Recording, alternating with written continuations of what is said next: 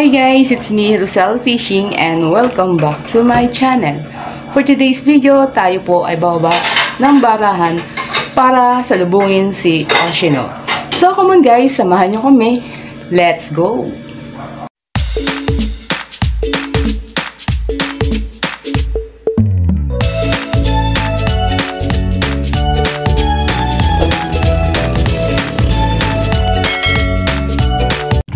So ayan, kayari lang natin mag-araya. Ang oras natin ay alas 6.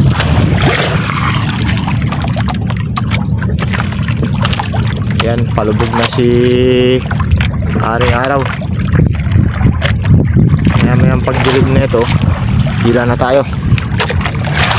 So habang naghihintay tayo ng padilim, tayo ay mangangawid. Sana may laman itong spot na inariyahan natin na ito.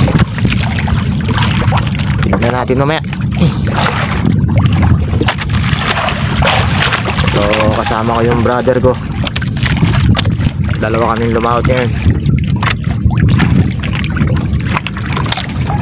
Bali nandito tayo sa gilid ng koridor.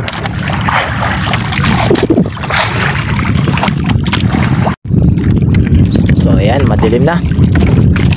Maya ng konti na ito ay hihila na tayo. Bali yan na si Haring Buwan, masikat.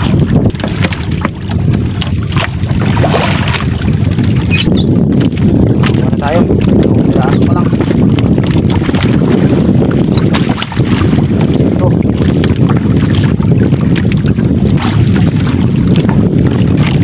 Wahaya. Wala naman ito.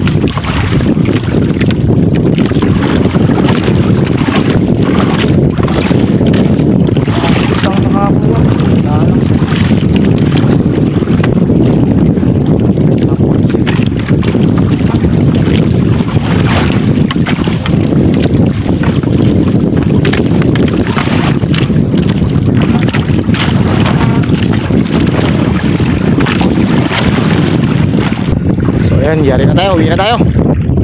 So ayan mga idol, tapos na po tayong magtanggal dito sa ating lambat. So time check, it's now 10:56 in the evening.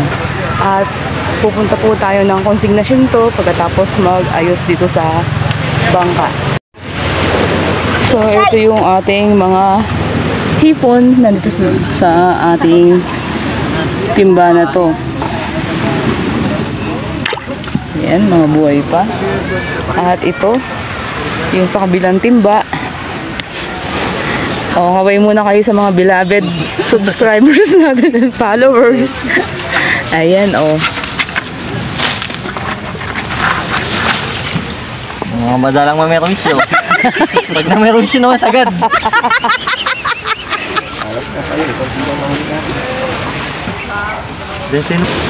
Kain na kami sabay-sabay apat. So, ito na yung ating mga hipon. So, hipon na lang yung nadala natin dito dahil sinugod tayo ng ating mga pamangkin doon sa ating bangka. Kaya yung ating mga alimasag at isda ay binili na namin sa kanila. Yan. Madalang po kasing mangyari yun. Kaya binili na natin yung ating mga nasa isang timba kanina. Ayun, nalaki ng size ng ating mga swahe. Madalang yung bulik, karamihan swahe. O yung ating tigas na tinatawag. Ito lang yung ating tunay o yung ating bulik. No? Ano?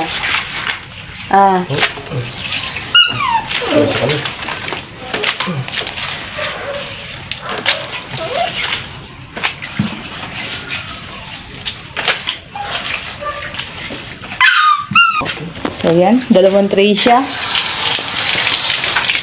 Bali ng tuyos, tunay sa kasway. Okay, unang sabit para sa ating tigas o yung ating swahing hipon.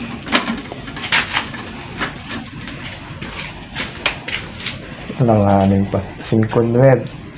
5-8. 5-8. Ayan, o. 5. Tunay.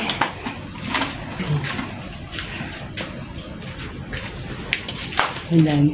6. 0.6. Ayan mga idol, inyo pong saksiyan yung ginawang paglaot ni Oshino at ng aking bayaw na tayo po ay nakapag day off naman, nakapagpahinga tayo dahil day off sa trabaho ng aking bayaw. So, maganda pa rin naman po yung kanilang hinuli. Yun nga lang po ay talagang sa daang barko na talaga sila napaarya. Ayan, halo-halo pa rin yung ating natanggal sa ating lambat.